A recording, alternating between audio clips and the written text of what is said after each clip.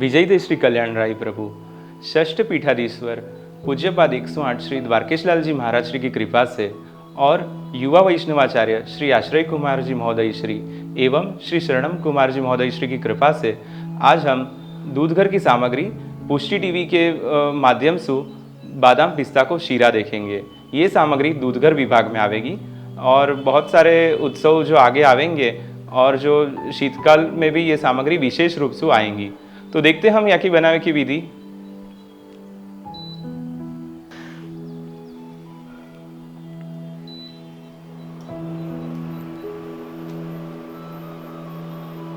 तो कढ़ाई में हम 2 बड़े चम्मच घी पधराएंगे।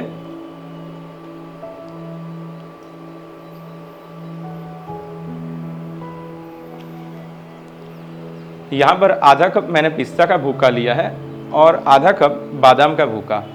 जो पाउडर जो मैंने किए हैं वो दरदरे रखे हैं, बहुत ज़्यादा बारीक नहीं करने हैं हमें। घी अच्छे से पिघल जाए फिर हम इसे भूनेंगे। अब हम इसमें पिस्ता का भूका पधराएंगे और साथ ही फिर बादाम का भूका भी पधराएंगे। और अब इसे हम मीडियम फ्लेम पर अच्छे से भूनेंगे। फ्लेम हाई नहीं रखनी है, नहीं तो जो बादाम पिस्ता का जो भुक्का है वो जल जाएगा। इसीलिए हमें ये मीडियम स्लो फ्लेम पे ही अच्छे से भूनना है इसे। और आवश्यकता लगे तो थोड़ा थोड़ा करके हम इसमें घी पधराएंगे। घी अगर ज़्यादा पधराएंगे तो मानभोग सिद्ध हो जाने के बाद घी वामे से बाहर छूटेगा, इसलिए।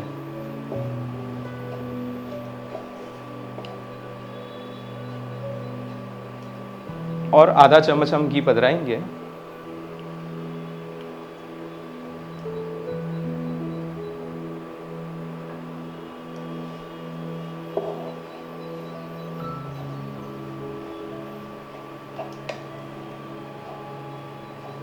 जो वैष्णव दूधघर धरते हैं तो फिर कई वक्त परिश्रम भोग जब आता है, जैसे ग्रहण छूटने के बाद या फिर यात्रा में प्रभु संग में पधारे हो, तो यात्रा में से जब हम घर आते हैं तभी प्रभु को श्रम भोग आता है। तो श्रम भोग में मान भोग की सामग्री भोग में आती है।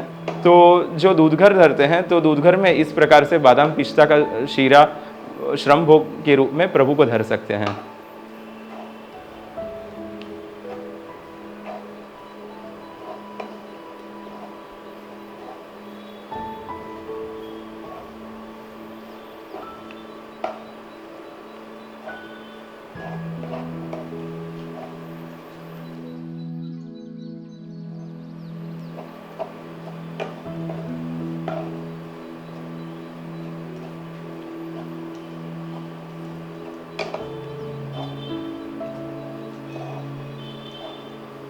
इसका रंग थोड़ा चेंज हो जाए फिर हम इसमें दूध पधराएंगे।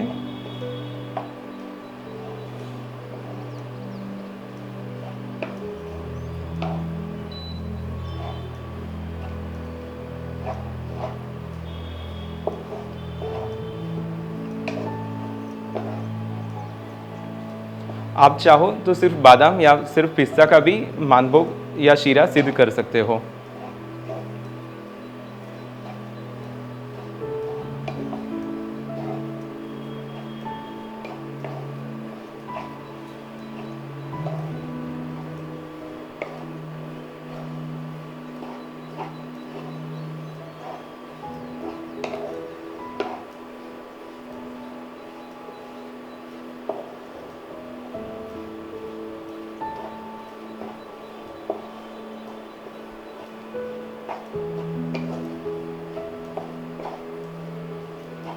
तो ये बादाम पिस्ता का जो भुक्का है वो अच्छे से भून गया है, तो इसका रंग भी चेंज हो गया है। और यहाँ पर मैंने आधा लीटर दूध मैंने गर्म करके रखा है।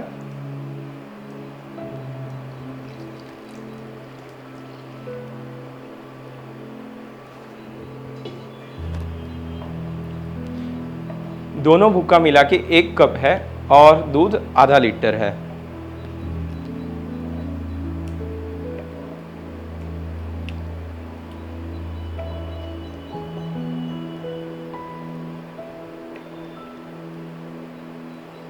अब हम फ्लेम बढ़ा सकते हैं।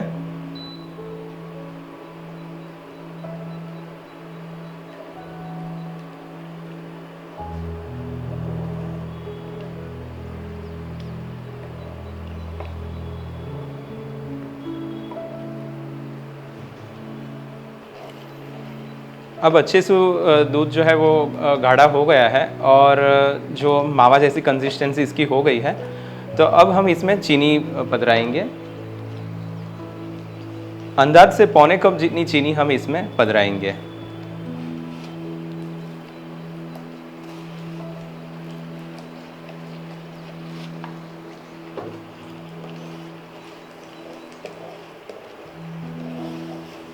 दूध के गाढ़ा होने से पहले अगर हम चीनी पधरा देंगे तो फिर जो मानभोग है वो बनने में बहुत समय लगेगा। इसलिए दूध का अच्छे से मावा बन जाए फिर ही हमें उसे चीनी पधरानी है उसमें। फ्लेम मीडियम रखी है हमने।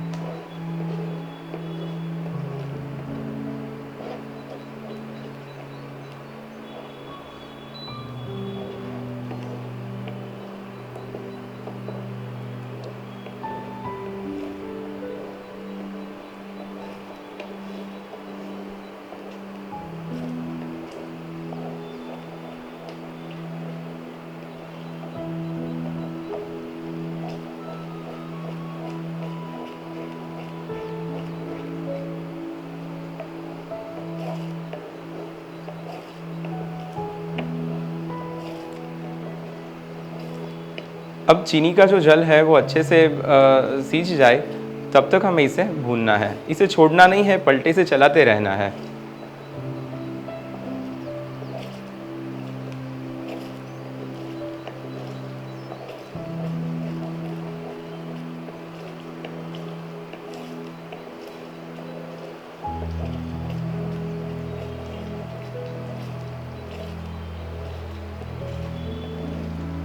चीनी घुल गई है तो अब हम इसमें घोटा हुआ केसर पधराएंगे।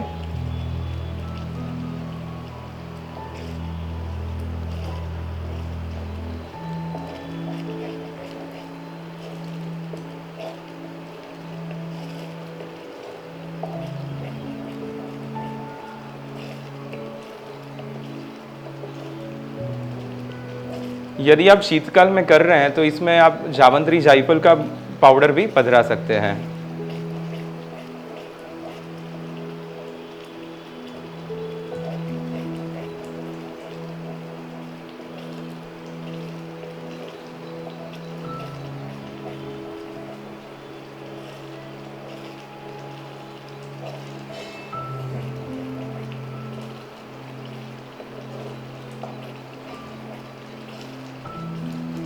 इसकी मावा जैसी कंसिस्टेंसी हो जाए, हल्का गाढ़ा हो जाए, तब तक इसे हमें भूनना है। फिर हम इसे फ्लेम बंद कर देंगे और फिर इसे साजेंगे।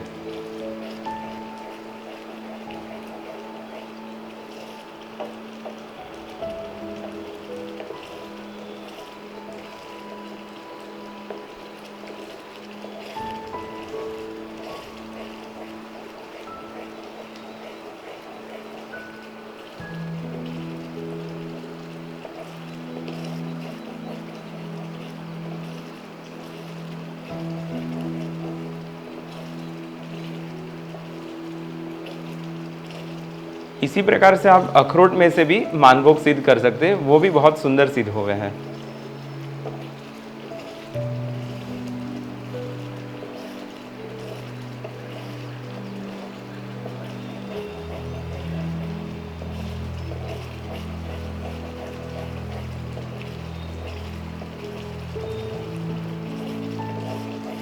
लगभग अपना मानभोग तैयार होने आया है और 2 मिनट हम इसे और भूनेंगे।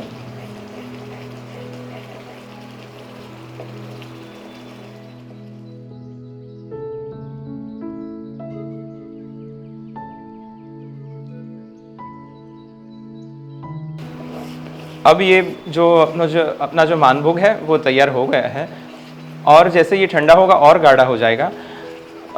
फ्लेम बंद करें उसके पहले हम इसमें 1 चम्मच किशमिश पधराएंगे। अच्छे से मिक्स हो जाए फिर हम फ्लेम बंद कर देंगे।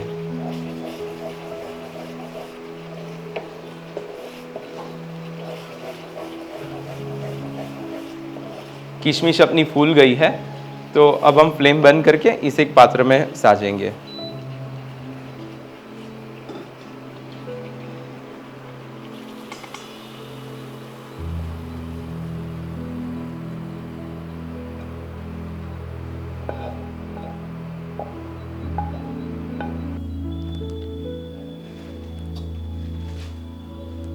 तो अब हम इसे भोग के लिए साजेंगे। इसके ऊपर हम पिस्ता की जो कतरन है वो हम ले सकते हैं। तो ये इससे हम भोग साजेंगे। तो ये मानभोग की सामग्री, बादाम पिस्ता में से बनते मानभोग की सामग्री तैयार हो गई है। तो दूधघर की ये सामग्री है और हर एक उत्सव में हम जो दूधघर धरते हैं और सकड़ी धरते हैं वो भी ये धर सकते हैं। और आपने पुष्टि टीवी चैनल को सब्सक्राइब नहीं किया हो तो सब्सक्राइब कीजिए। बहुत सारे वीडियोस आगे आ रहे हैं, श्रृंगार सामग्री और वचनामृत को क्रम तो चालू ही है बहुत समय से, तो वो भी आपको देखने मिलेंगे। तो आपने चैनल को सब्सक्राइब नहीं किया तो सब्सक्राइब कीजिए, तो नोटिफिकेशन आपको आते रहेगा। तो मिलते हैं हम अगले वीडियो में। जय श्री कृष्ण।